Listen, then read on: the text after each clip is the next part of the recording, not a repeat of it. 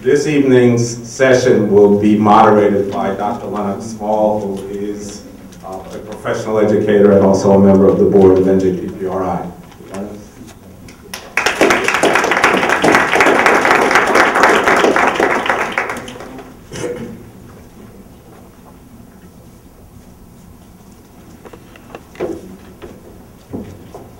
Good evening, everyone. Good evening.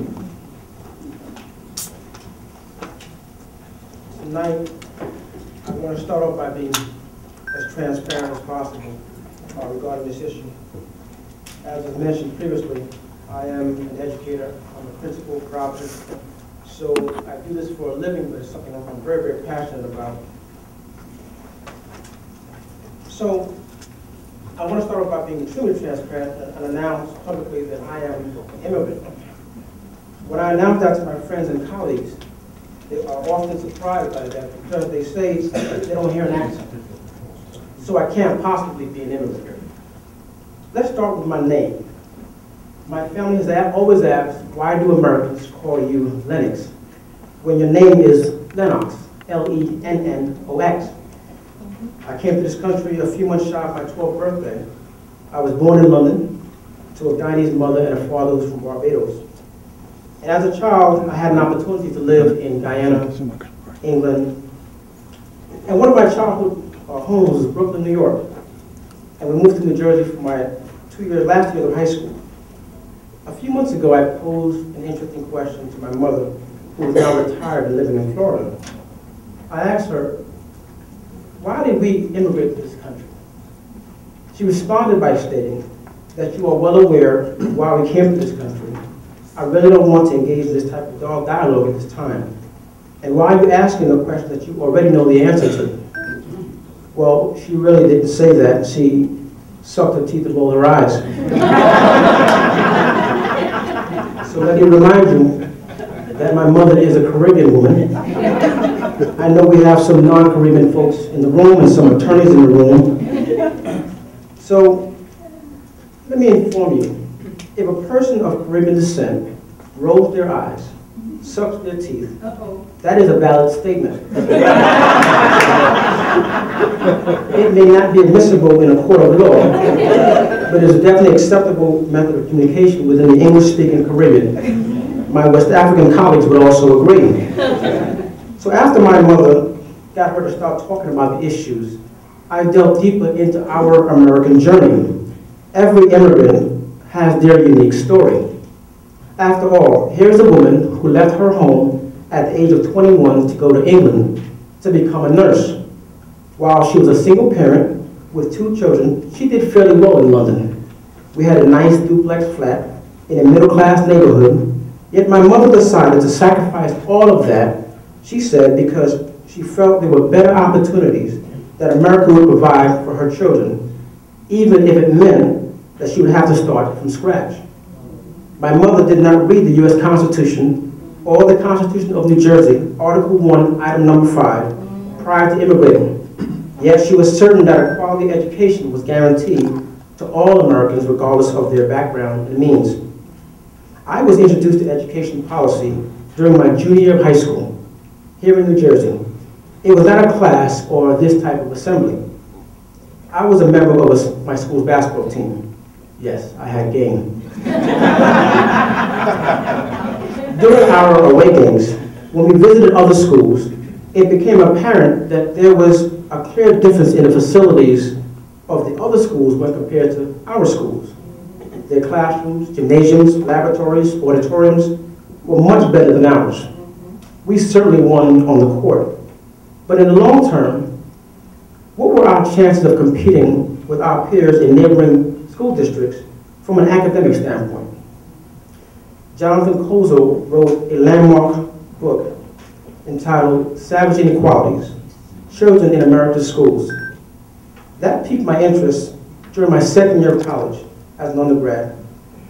After spending a few years collecting data and studying various schools and districts around the country, Kozel observed the following at a school in New Jersey. And this is what he wrote.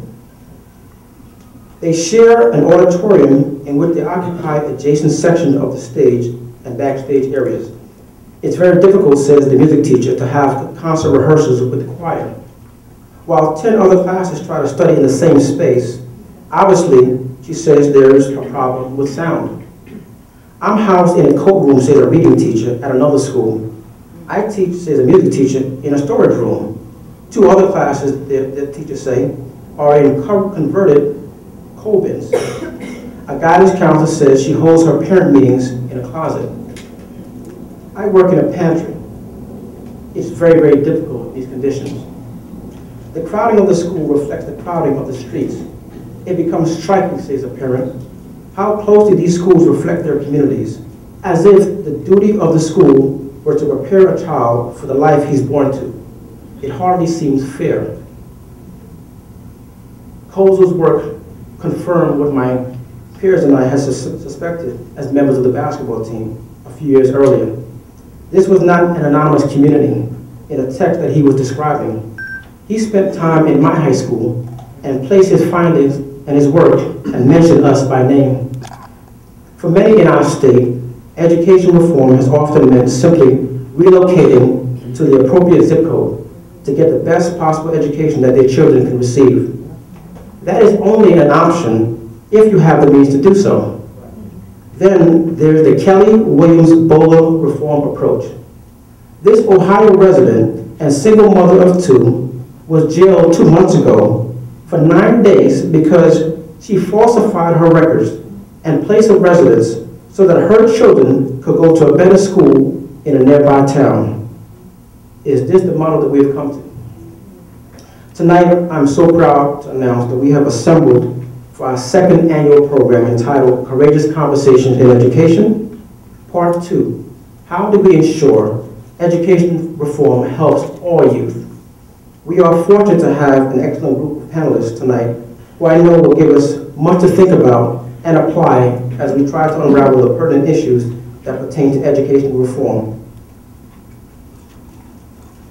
Our first panelist, Christopher Cerf, on December 22nd, 2010, Governor Chris Christian nominated Christopher Cerf to serve as New Jersey's Commissioner of Education. At the time, Mr. Cerf was the CEO of Sangarai Global Education, which offers innovative education programming to over 500 students worldwide. Between 2004 and 2009, he was Deputy Chancellor of New York City Department of Education. Welcome, Commissioner Cerf. Thank you. Thank you very much.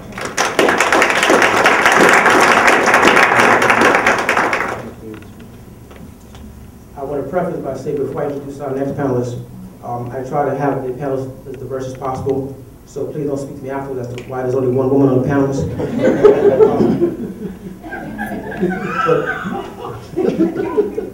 Remember, I'm educated by day. And I'm not afraid. Senator, I'll let you know when it's turn to his table.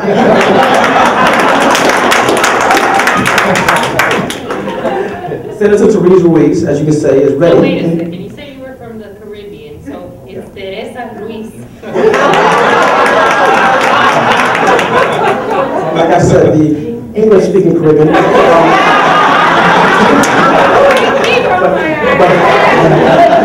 Senator Teresa Ruiz, elected 2007, is serving her first term in New Jersey State Senate, representing the 29th Legislative District, which includes the Union County Township of Hillside and parts of the city of Newark and Essex County.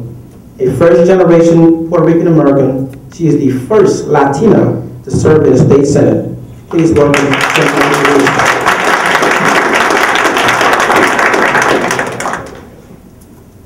Professor Javar D. Jeffries focuses on impact, civil rights scholarship, advocacy, and litigation, focusing on education and housing inequities affecting urban communities. Professor Jeffries is a native of Newark, is extensively involved in the Newark community. He was the founding board president of Team Academy Charter School, the largest public charter school in New Jersey, and served as board president from 2002 through 2007. Please welcome Professor Javar D. Jeffries.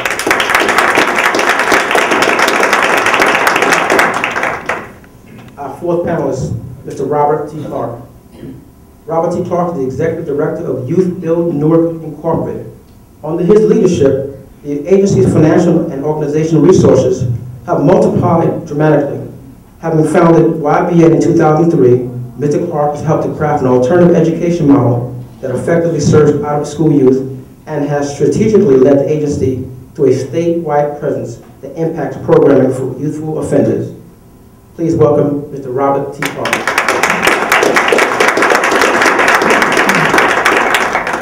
Mr. Stephen V. Peters is principal of Newark Innovation Academy, a 7-campus school here in Newark. Stephen Peters is a New York City native. He earned a Bachelor of Science degree in psychology at Lincoln University. He is an author, and he's done work on, his research includes gender and leadership perceptions among African Americans, was published in a Journal of Basic and Applied Social Psychology. Please welcome Principal Stephen V. Peters.